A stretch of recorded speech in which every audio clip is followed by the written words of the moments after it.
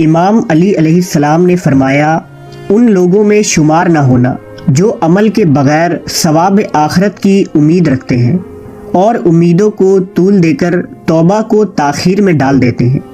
دنیا میں باتیں تو زاہدوں کسی کرتے ہیں مگر کام دنیا پرستوں کسی کرتے ہیں۔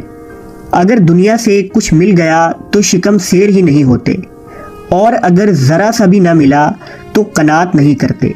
جو کچھ مل چکا ہے اس کا شکر تو کرتے نہیں، اور جو ملنے سے رہ گیا ہے اس میں اضافہ کی خواہش کرتے ہیں۔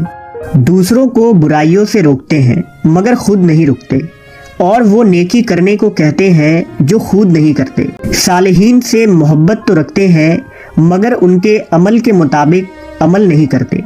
گنہگاروں سے دشمنی رکھتے ہیں مگر ہے خود بھی گنہگار۔ گناہوں کی کثرت کے سبب موت کو ناپسند کرتے ہیں مگر جس بات کی وجہ سے موت کو ناپسند کرتے ہیں اس پر اڑے ہوئے ہیں۔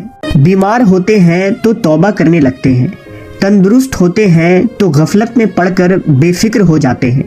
بیماری سے نجات پاتے ہیں تو متکبر ہو جاتے ہیں، اور جب گرفتار بلا ہوتے ہیں تو مایوس ہو جاتے ہیں۔ مصیبت میں مبتلا ہوتے ہیں تو مجبور ہو کر دعائیں مانگتے ہیں، اور اگر آسائش ملتی ہے تو فریب خوردہ ہو کر رد گردانی کرتے ہیں۔ ضمنی باتوں میں ان کا نفس ان پر غالب آ جاتا ہے اور وہ نفس کے غلام بن جاتے ہیں، مگر یقینی باتوں میں وہ نفس پر غالب نہیں آتے۔ دوسروں کو ذرا ذرا سے گناہوں کی سزا سے ڈراتے ہیں اور خود اپنے عمل سے بھی زیادہ جزا کی امید رکھتے ہیں۔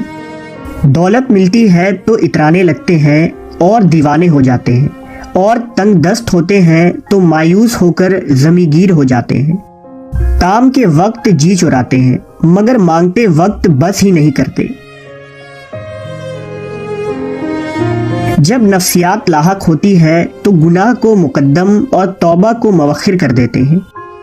اگر کسی مصیبت سے دوچار ہوتے ہیں تو ملت کے بندھن کو توڑ کر آزاد ہو جاتے ہیں۔ عبرت کی داستانیں سناتے ہیں مگر عبرت آموز نہیں ہوتے۔ واعظ و نصیحت پر زور دیتے ہیں مگر نصیحت آموز نہیں ہوتے۔ باتوں میں تو ہر ایک سے بازی لے جاتے ہیں مگر عمل بہت ہی کم کرتے ہیں۔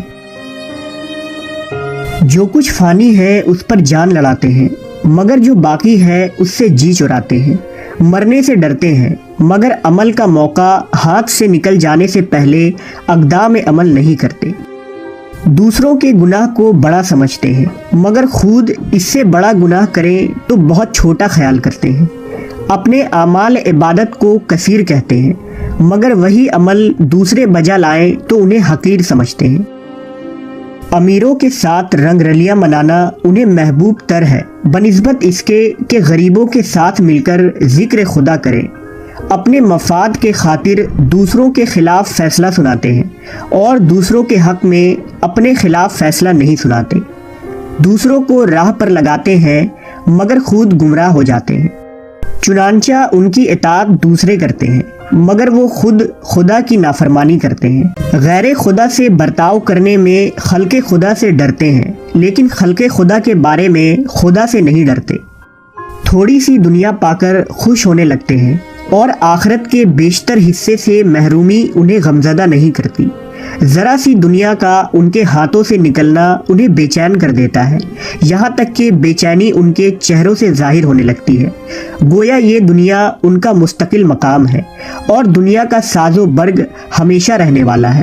میں تمہیں دنیا سے خبردار کیے دیتا ہوں کہ یہ ایسے شخص کی منزل ہے جس کے لیے قرار نہیں، اور ایسا گھر ہے جس میں آب و دانہ نہیں ڈھونڈا جا سکتا۔ یہ اپنے باطل سے آراستہ اور آرائشوں سے دھوکہ دیتی ہے، حالانکہ اس کی آبادیاں ویران ہو جانے والی ہے۔ بھلا اس گھر میں کیا خیر و بھلائی ہو سکتی ہے جو مسمار عمارت کی طرح ایک دن گر جانے والی ہے، اور اس عمر میں جو زاد راہ کی طرح ختم ہو جائے گا، اور اس مدت میں جو چلنے پھرنے کی طرح تمام ہو جائے گا۔